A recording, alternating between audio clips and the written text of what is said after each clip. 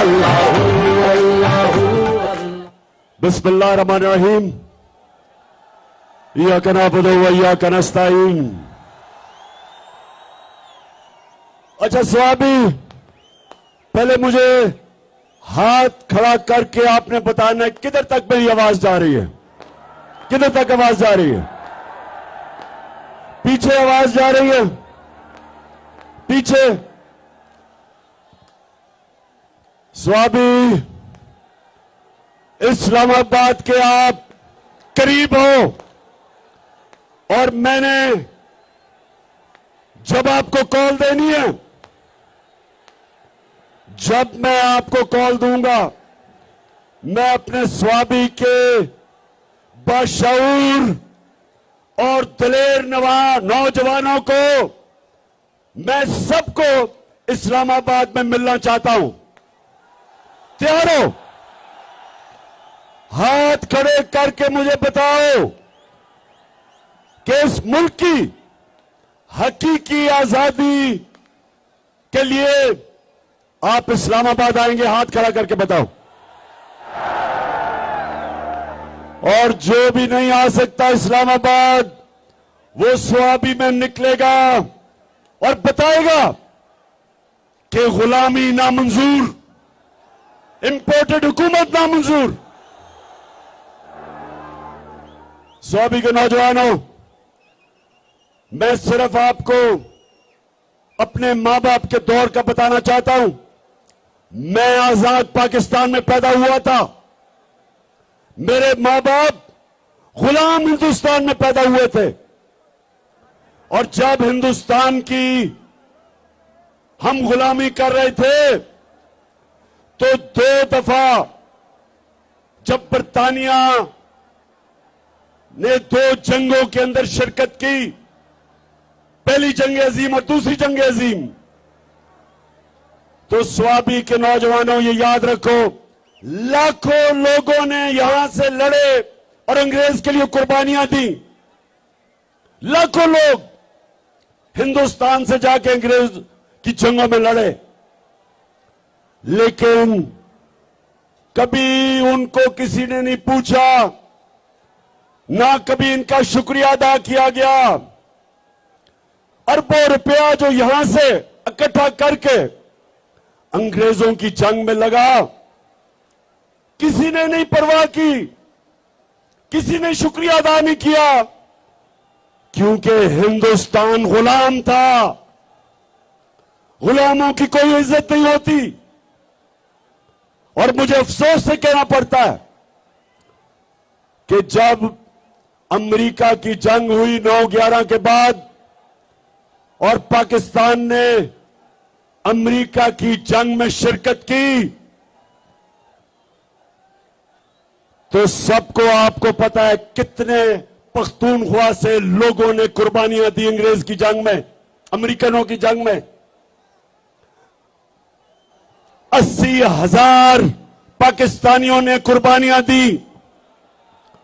और यहां कबायली इलाके के लोग जो सारे पख्तूनख्वा के साथ अब पख्तूनख्वा का हिस्सा बन चुके हैं, कबायली इलाके के लोगों ने सबसे ज्यादा कुर्बानी दी।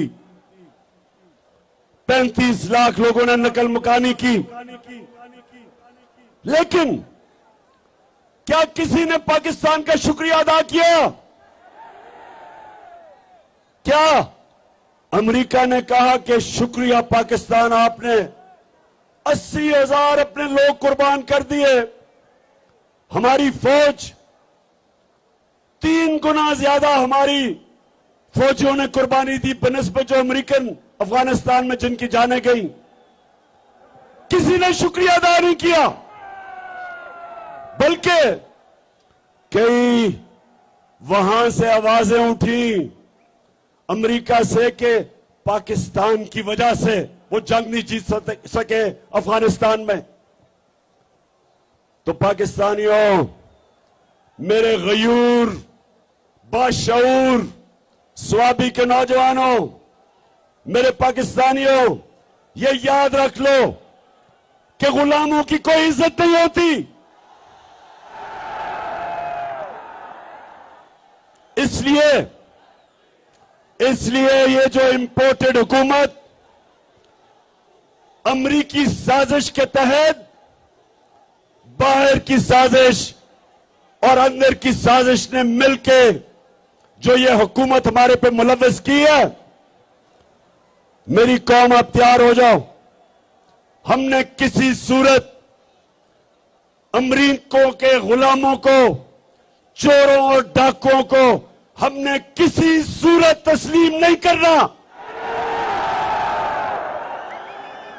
इसलिए आप सबने स्वाबी पास है इस्लामाबाद से, आप सबने आना है और मेरे साथ शिरकत करनी है। और हमने इस इंपोर्टेड हुकूमत को पैगाम देना है, और जिन्होंने मुसल्लत किया ये हुकूमत कि ये एक आजाद कौम है, हम वो लोग हैं जो कि दुनिया के सबसे अजीम लीडर हमारे नबी सल्लल्लाहु अलैहि वसल्लम, हम उनकी उम्मत हैं। और स्वाबी जब पाकिस्तान बन रहा था, पाकिस्तान का नारा क्या था? नारा यह था कि पाकिस्तान का मतलब क्या? जब ना था कुछ यहाँ था मगर तू ही तू, अल्लाह अल्लाह अल्लाह। स्वाबी ये दोनों जरदारी और शरीफ 10 साल जब इन्होंने हुकूमत की 2008 और 18 के दरमियान,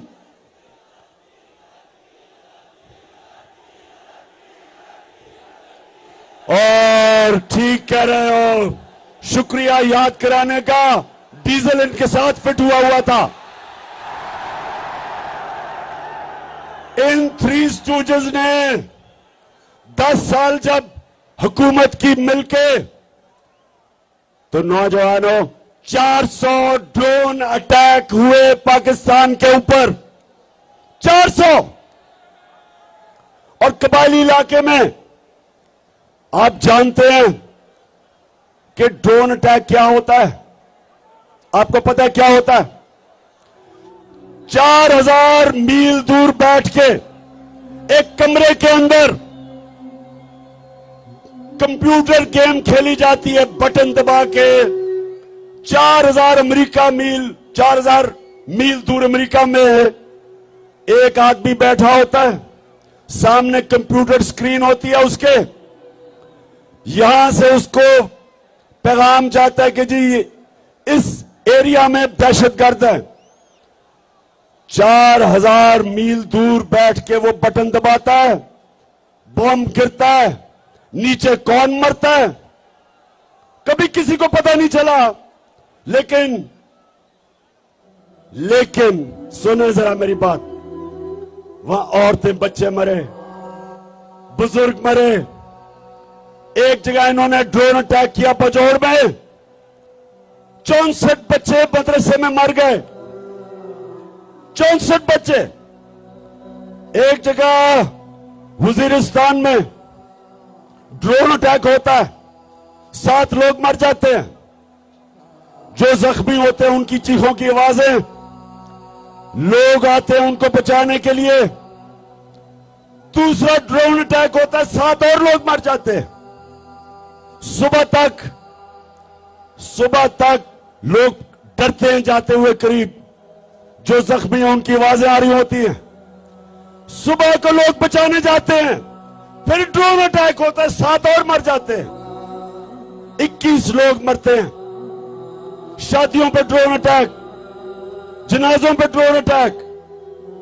और आप जानते हैं कि एक दफा ना जरदारी के मुंह से एक आवाज निकली, और ये गीदड़ नवाज शरीफ के मुंह से एक दफा अमरीकनों को उसने कहा, इनमें इतनी जरूरत नहीं थी कि अमरीकनों को कहते कि ये सारे इंसानी हुकूक के खिलाफ है। दुनिया का कोई कानून इजाजत नहीं देता कि आप फैसला करें मुजरिम कौन है और आप ही उसको कत्ल कर दें।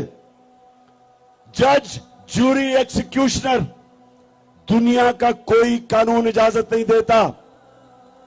लेकिन इस मुल्क पे जिनके लिए हम जंग लड़ रहे थे, 400 ड्रोन अटैक हुए, एक दफा इन दोनों ने जुर्रत नहीं की अमेरिका को कहने के लिए कि क्या आप अपने मुल्क में दहशतगर्द के ऊपर ड्रोन अटैक करेंगे।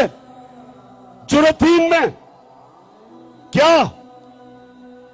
इनमें यह जुर्रत थी बरतानिया को कहने के लिए कि लंदन में हमारा बड़ा दहशतगर्द जिसने हजारों लोगों को कत्ल करवाया, क्या हमें इजाजत देंगे ड्रोन अटैक करके उसको मारे?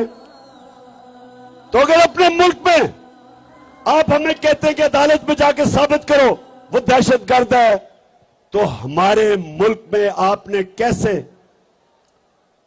कैसे आपने 400 ड्रोन अटैक किए, बेकसूर लोगों को मारा, औरतें बच्चों को मारा, और ये तो जिनको फिर से इन दो खानदानों को फिर से जो मुसल्लत किया है, इसीलिए किया है कि ये उनके गुलाम हैं, इनमें जुर्रत नहीं है, ये पैसे की पूजा करने वाले हैं, ये पैसे के बुत की पूजा करने वाले हैं, इनके पैसे पड़े हैं बाहर, इनके लंदन में, अमेरिका में पैसे पड़े हुए हैं। ये कभी अपने लोगों के हकूक के लिए, उनके फायदे के लिए, ये कभी अपनी जुबान उनके अपने आकाओं के सामने जुबान नहीं खोलेंगे। इसलिए इनको लेके आए हैं, इसलिए इनको पाकिस्तान पे मुसल्लत किया, क्योंकि इनको पता था कि इमरान खान ना इनको बेच देगा, ना यहां से उनकी किसी जंग में शिरकत करेगा, ना वो अपने मुल्क के मफादात को उनके लिए कुर्बान करेगा, अपने लोगों के फैसले करेगा, क्योंकि इमरान खान का जीना मरना पाकिस्तान में है। इसलिए नौजवानों ये साजिश की गई और इसलिए आपने इस्लामाबाद पहुंचना है। और मैं, मगरिब हो रही है, यहीं आपने नमाज पढ़नी है, लेकिन मैं जल्दी जल्दी बात करता हूं। दूसरी बात नौजवानों, दूसरी बात, ये जो लोगों को ऊपर आपके मुसल्लत किया, ये 30 साल से ये दो खानदान, भुट्टो और शरीफों के खानदान 30 साल से इस मुल्क के ऊपर हुक्मरानी कर रहे हैं। इनकी वजह से आज शहबाज शरीफ कहते हैं जी हम तो बेकारी हैं, इसलिए गुलाम हैं। और इनका एक और वजीर कहता है हम तो वेंटिलेटर पे हैं, हम तो अमेरिका की गुलामी करने पे मजबूर हैं। मेरे पाकिस्तानियों, ये आपके सामने ये वो लोग हैं जो दो बुतों की पूजा करते हैं। एक है बुत पैसे का और दूसरा बुत खौफ का। और यही मेरे नबी सल्लल्लाहु अलैहि वसल्लम ने मदीना में आके इन्हीं बुतों को तोड़ा था, खौफ के बुत को तोड़ा था, आजाद किया था। ला इलाहा इल्लल्लाह का मतलब हमें सिखाया था कि हम सिवाय अल्लाह के किसी के सामने नहीं झुकते।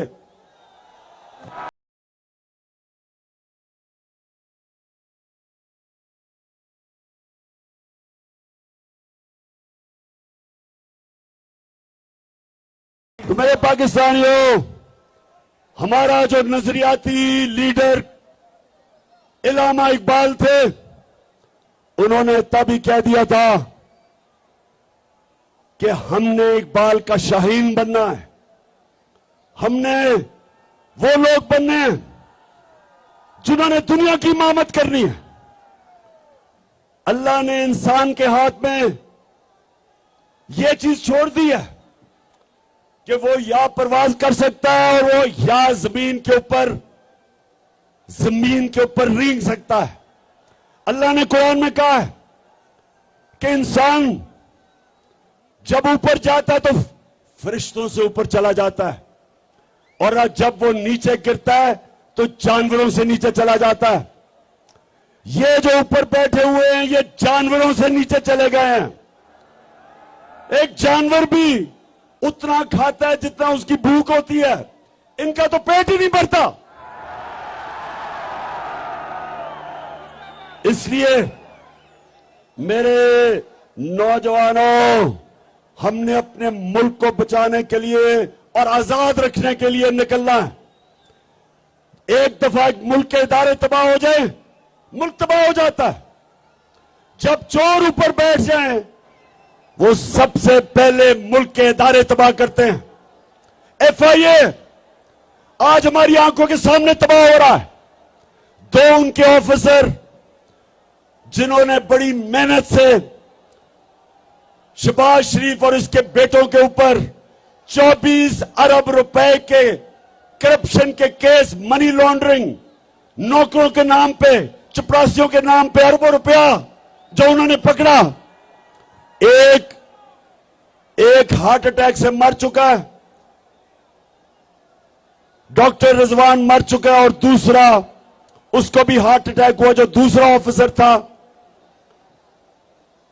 आज वो अपनी जिंदगी की जंग लड़ रहा है, और मैं इंशाल्लाह इस पे बताऊंगा कि वो कौन सी जहर इस्तेमाल की जाती है जो खाने में डालते हैं जिसकी वजह से हार्ट अटैक होता है। तो FIA तो तबाह हो गई, उसके ऊपर एक कातिल बैठा दिया, फैसलाबाद का कातिल जिसने 18 लोगों को कत्ल किया, राना सनाउल्लाह, वो बैठ गया ऊपर। अब यही FIA से वो होगा जो MQM ने कराची की पुलिस से किया था। 1996 में नसीरुल्लाह बाबर ने MQM के खिलाफ ऑपरेशन किया। 1997 में गवर्नमेंट चली गई पीपल्स पार्टी की, नवाज शरीफ आ गया, इसने MQM से समझौता कर लिया। MQM ने चुन चुन के एक एक पुलिस वाले को कत्ल किया जो ऑपरेशन में शामिल था, और आज तक मेरे पाकिस्तानियों, आज तक कराची पुलिस अपने पैर पे नहीं खड़ी हुई, रेंजर बुलाने पड़े हैं। पुलिस खत्म होगी उसके बाद। इसी तरह इदारे खत्म होते हैं जब मुजरिमों को ऊपर बिठाते हैं, और इसलिए मेरे पाकिस्तानियों, हमने इनका मुकाबला करना है, अपने मुल्क को बचाना इन चोरों से, अमेरिकनों के गुलामों से, और आपने सब ने मेरे साथ निकलना है। फिर से हाथ खड़ा करके बताओ, हम निकलोगे?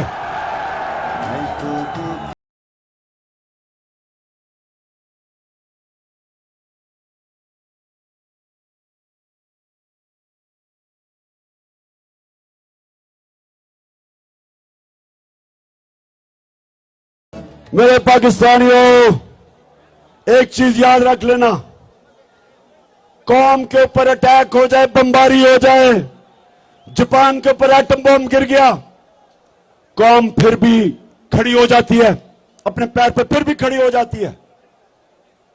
अफगानिस्तान में कितनी 40 साल से इंतशार है, फिर भी वो कौम तकड़ी है। लेकिन एक चीज याद रखें, जब एक कौम की आप इखलाकियात खत्म करते हैं, कौम मर जाती है। जब एक कौम अच्छे और बुरे की तमीज खत्म करती है, कौम मर जाती है। कौम पहले इखलाकी तौर पर मरती है, फिर माशी तौर पर मरती है। तो जो ये लोग 60% कैबिनेट जमानत के ऊपर है,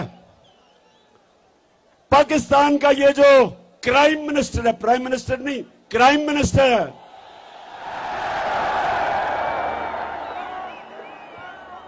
इसके ऊपर ये जमानत पे भी है, और इसके ऊपर और बेटे जो चीफ मिनिस्टर है, इनके ऊपर सिर्फ FIA में 24 अरब के केसेस हैं, नैब में अलग केसेस हैं। जो इसका भाई लंदन में बैठ के पाकिस्तान के फैसले कर रहा है, वो सजा याफ्ता है, मफरूर है, डाकू है, चोर है, झूठा है। उसकी बेटी जो तकरीरें करती फिर रही है और इसके पीछे रेंजर और इतना प्रोटोकॉल मिल रहा है, वो सजा याफ्ता है, जमानत पे है। तो जिस मुल्क में इस तरह के लोगों को बड़े बड़े ओहदों पे बिठा दिया जाए, उस मुल्क की अखलाकियात तबाह हो जाती है। कौन मेहनत करेगा? क्यों नौजवान 14 साल पढ़ाई करे, मेहनत सुबह से लेकर शाम तक मेहनत करे, जब चोरी में और करप्शन में पैसा बन जाता है, इससे कौमें तबाह होती हैं। चाइना जब उठा और आज दुनिया में सबसे तेजी से तरक्की कर रहा है, 450 वजीरों को उसने करप्शन में पकड़ा। पिछले 7 सालों में 450 वजीरों को करप्शन में पकड़ा। कोई कौम तरक्की नहीं कर सकती जब तक उसकी अखलाकियात ऊपर ना हो।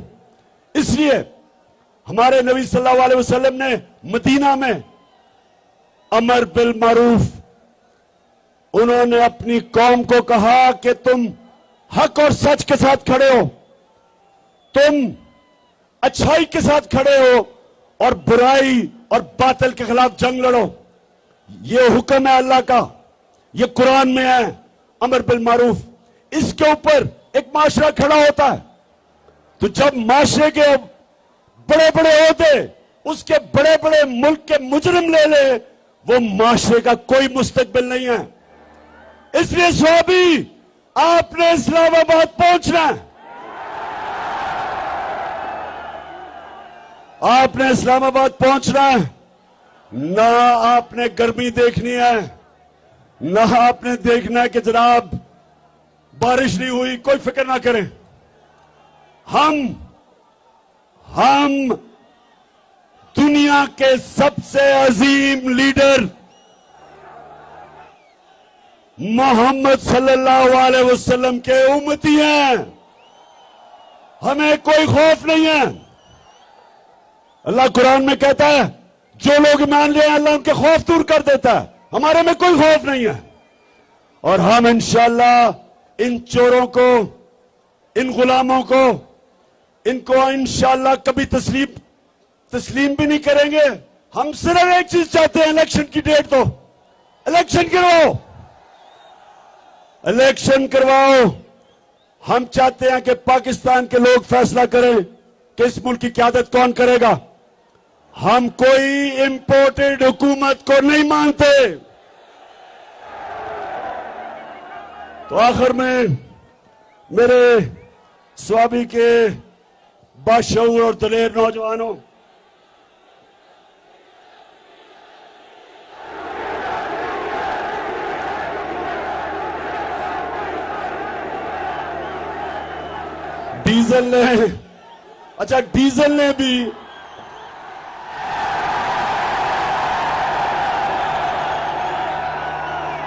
डीजल ने वो मिनिस्ट्री नहीं ली।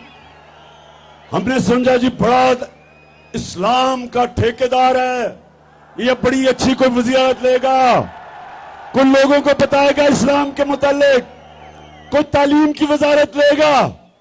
लेकिन उसने वजारत ली है सड़कों की, जिसमें पैसा बनता है, कमीशन बनती है। डीजल का भी, वैसे मैं डीजल का भी देख रहा हूं कि ये जो सारे इकट्ठे हो गए, इमरान खान को हराने के लिए, इंशाअल्लाह इन सारों का इकट्ठा जनाजा निकलेगा। स्वामी, मैं फिर से आपके जुनून और आपके शऊर का आपका शुक्रिया भी अदा करता हूं, आपको खराज तहसीन पेश करता हूं। मैं यहां अपनी टीम, असद कैसर आपको और शराम तरक्की और आपकी फैमिली और मेरे बाकी सारे पुराने जब मैं शुरू में स्वाबी आता था तो छोटे छोटे बच्चे थे, आज सफेद बाल हो गए उनके। मैं आप सबको आज खिराज तहसीन पेश करता हूं कि आपने मेरे साथ इतनी ऊंच नीच में इतना मेरे साथ वक्त गुजारा। आप बुरे वक्त में भी मेरे साथ खड़े हुए।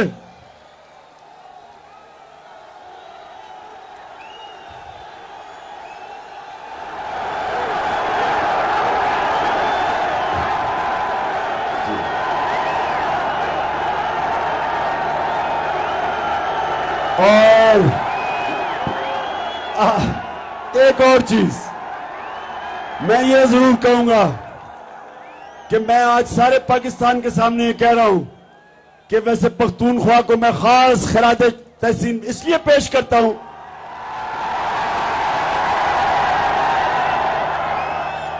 सारे पाकिस्तान में ये कह रहा हूं कि सारे पख्तूनख्वा में सिर्फ एक लोटा हुआ, एक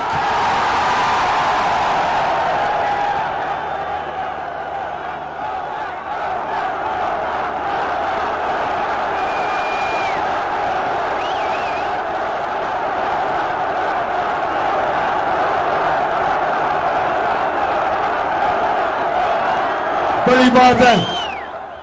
इसका मतलब कि यहां वफादारी भी ज्यादा है, यहां ईमान भी ज्यादा है, या माशाल्लाह आपकी अखलाकियात भी ज्यादा है। हालांकि कल फैसलाबाद के लोगों को मैंने कहा, वैसे जिस तरह फैसलाबाद में कल लोग निकले हैं, मैंने कभी अपनी जिंदगी में इस तरह की जोश और जज्बा फैसलाबाद में नहीं देखा। लेकिन मैंने एक गिला किया फैसलाबाद से, मैंने एक गिला किया, मैंने कहा फैसलाबाद सबसे ज्यादा लोटे फैसलाबाद से निकले थे। और उन्होंने मेरे से वादा किया कि एक भी लोटा अगला इलेक्शन फैसलाबाद से नहीं जीतेगा इंशाल्लाह। अब सारे पाकिस्तान को पता है कि लोटे कौन थे, लेकिन इलेक्शन कमीशन को नहीं अभी तक समझ आ रही लोटों की। इलेक्शन कमीशन सारी दुनिया के सामने वो लोटे हुए हैं, लेकिन इलेक्शन कमीशन नुक्ते ढूंढ रहा है किसी तरह उनको बचाने के लिए। अगर आपसे बच भी गए, पाकिस्तान की आवाम से ये नहीं बचेंगे इंशाल्लाह। मेरा पाकिस्तान है, ये मेरा पाकिस्तान है, तेरा पाकिस्तान है, ये मेरा पाकिस्तान है। और आपको ये आखिर में महमूद खान, आपने उसने जो आपके लिए आज फैसला किया है कि यहां नाइट क्रिकेट के लिए रोशनी लगेगी स्टेडियम में, उसकी भी मुबारक देता हूं आपको। पाकिस्तान जिंदाबाद, पाकिस्तान पाइंदा।